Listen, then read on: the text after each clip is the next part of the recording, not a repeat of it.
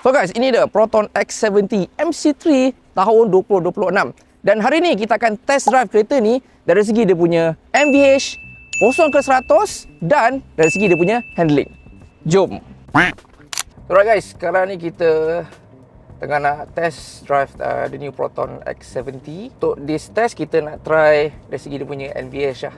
So sekarang kita dalam kurang 100 km/h dan secara overall dia punya in-cabin dia memang cukup senyap. Driving memang tak ada rasa vibration. Yang ketara 116 into the banking. Okay. Atas sikit. Okay.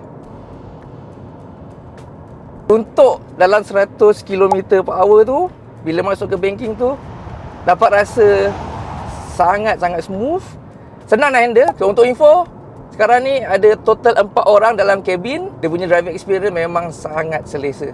Okay guys, sekarang ni kita nak try 0 to 100. Dan firstly kita akan buat normal mode dahulu.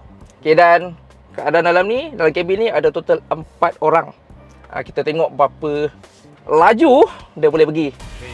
3, 2, 1, let's go.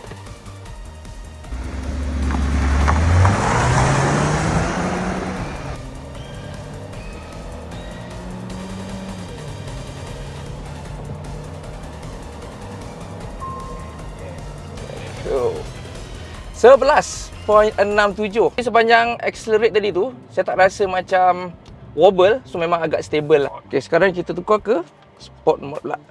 Okay. Ready? 3, 2, 1, let's go. Sport mode guys. Okay, dapat rasa perbezaan pickup dia. Dan kita tengok berapa saat sampai ke 100. 11.57. Oh, slightly faster guys. Tapi still cepat lah. Guys, sekarang ni kita ke last test drive, iaitu apa ni? Slalom. So untuk first round ni kita maintain speed. Kita maintain speed dalam 30 ke 35 km/h. 25. Increase sikit. 33.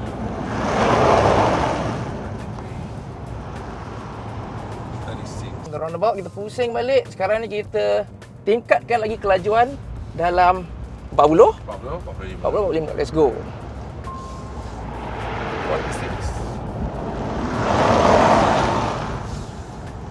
Overall memang nice. So guys, itu dia Proton X70 MC3 yang terbaru. Macam guys, adakah korang nak masuk booking? Boleh komen di bawah.